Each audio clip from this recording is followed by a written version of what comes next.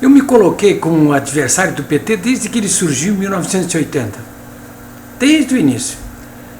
E me coloquei como adversário do PT até por uma circunstância política muito específica, porque na época eu era militante e dirigente do PDT no Rio Grande do Sul. O Brizola ainda estava vivo e o próprio Brizola, na época, por várias vezes, dizia para os seus companheiros, eu participei de alguma das reuniões em que ele dizia isso, dizia para os seus companheiros: olha, o nosso adversário principal é o PT, ele vai tomar, ele vai nos comer como se come mingau pelas bordas. Deu no que deu. Todas as vezes que o PDT fez aliança com o PT aqui no Rio Grande do Sul, resultou triturado. Um dos rachas mais fenomenais que ocorreram no PDT aqui do Rio Grande do Sul, Brizola ainda era vivo, ocorreu justamente incentivado pelo PT, pelo governo Olívio Dutra. Talvez vocês se lembrem, quem acompanhou isso na época, foi um racha provocado pela Dilma, que é presidente da República, que na época era inclusive dirigente do PDT no Estado, o marido dela na época, o Carlos Araújo, que era deputado estadual, e o próprio presidente do partido, né, o Sereno Chess. Estão todos no PT até hoje, né, se aboletaram lá nos cargos, menos o Araújo. Araújo não, Araújo nunca se aboletou em cargo nenhum, né, permanece até hoje fora. Bom, então desde aquela época eu sou adversário do PT, né? Não apenas por isso, mas porque eu achava que aquele partido formado com o apoio das alas mais clericais da igreja, da chamada Igreja da Libertação, unidas com comunistas de todas as tendências, inclusive trotskistas, mais sindicalistas, mais ex-guerrilheiros, achava que eles não eram propriamente democratas, como não são até hoje, né? Que na verdade constituíam um grupo político neomarxista, como pretende ser até hoje, né? Não sei se ainda é até hoje, né? Eu estou me referindo a isso aí porque no início de tudo, em 1980, eu tinha uma militância política, inclusive jornalística, muito forte, fazia as duas coisas simultaneamente, e eu me lembro que uma das coisas que todo mundo dizia aqui em Porto Alegre, logo em seguida o PT venceu as eleições do Colares aqui, contra o Araújo justamente, e a partir de 90 foi prefeito durante 16 anos, foram prefeitos, primeiro com o Olívio Dutra, mas eu me lembro que naqueles 8 anos, de 80, 88, 89, quando elegeram o seu primeiro prefeito de capital, aqui em Porto Alegre, eu ficava espantado dentro do PDT, e todo mundo ficava espantado, como é que aquele partido conseguia fazer o que conseguia fazer. E todo mundo, o que mais botava na cabeça era o seguinte: olha, você pode dizer do PT o que você quiser, mas é um partido, olha, de gente honesta. Por quê? Porque eles passavam o dia inteiro vendendo aquela ideia de que o PT não rouba. Iam para as esquinas vender aqueles pingentes, bandeirinha, e diziam claramente que as finanças deles eram em camisetas, eram sustentadas com isso aí. E talvez até fosse no início mesmo, quando elegeram, antes de 89, o seu primeiro vereador em Porto Alegre, Antônio Ovelto. Mas de qualquer maneira, olha, haja camiseta. Mas todo mundo dizia, eu inclusive dizia: olha, eu não gosto do PT, estou contra ele, mas essa gente é honesta.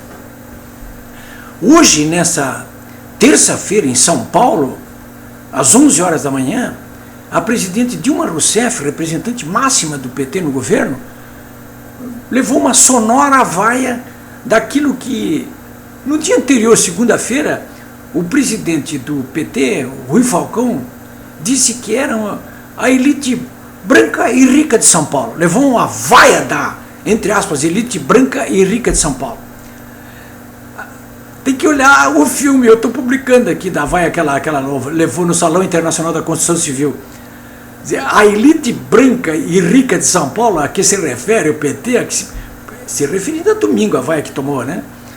Eram todos trabalhadores da construção civil de São Paulo, paraibanos que estão lá em São Paulo, pernambucano que está em São Paulo, gaúcho que está lá em São Paulo, trabalhadores da construção civil. Essa é a elite branca e rica de São Paulo que está vaiando a Dilma Rousseff, né? Ela nem esperava por essa vaia, ela teve até que abreviar a presença dela em São Paulo, mas depois da vaia de domingo dava até para esperar, né? Isso não vai parar mais. Não vai parar mais. Hoje, nessa terça-feira, inclusive, eu fui ao médico de manhã, tratar dos meus olhos, estou com uma doença chamada degeneração de mácula, que está me deixando alucinado, eu não consigo resolver esse problema. E olha, quando eu saí da garagem, o guardinha da garagem me interpelou e disse, já me conhece, claro, né? Disse, olha, Políbio, como é que é essa situação, essa Dilma, essa mulher tem que sair do governo? Disse, quando eu fui para a rua, duas ou três pessoas me pegaram e começaram a querer discutir política comigo, e eu com pressa queria ir lá, estou com esse problema no olho. Tem um amigo meu que disse que eu estou com falta de visão, eu acho até que estou com visão demais, né? Bom, mas aí no elevador a mesma coisa, os médicos que me atenderam, todos também a mesma coisa, todo mundo, olha, estão até aqui com a dona Dilma, né, com esse governo, mas até aqui. O que mais a Dilma escutou lá nesse salão é o que ela escutou de domingo. Diz, sai daqui, sua vaca. Dizer, vai embora, fora Dilma, vai embora desse governo. No fundo, e gritavam, PT ladrão, quer dizer, aquilo que eu ouvia em 80, 89, o PT não rouba, agora pelo contrário, agora o PT rouba. Vocês precisavam ver o depoimento do Pedro Barusco nessa terça-feira na CPI da Petrobras, contando em detalhes como é que o PT rouba.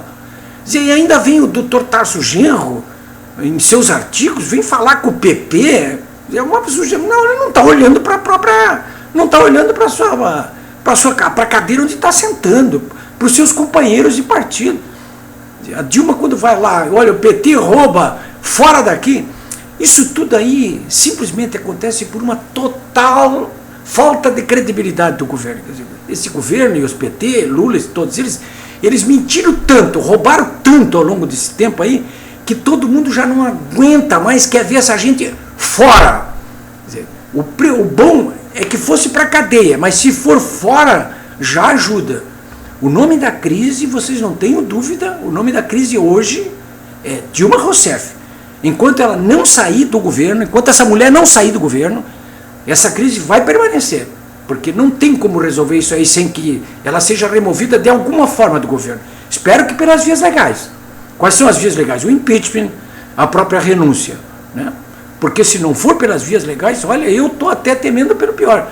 No domingo nós vamos ter aqui, espero que você vá, quem tem me ouvindo aí, para a rua, dependendo do tamanho dessas manifestações, senhores, esse governo aí cairá podre. Olha, como caiu aquele guarda lá em 64 do porto de Copacabana, quando o coronel Montanha chegou lá e deu um bofete na cara do guarda e tomou o quartel.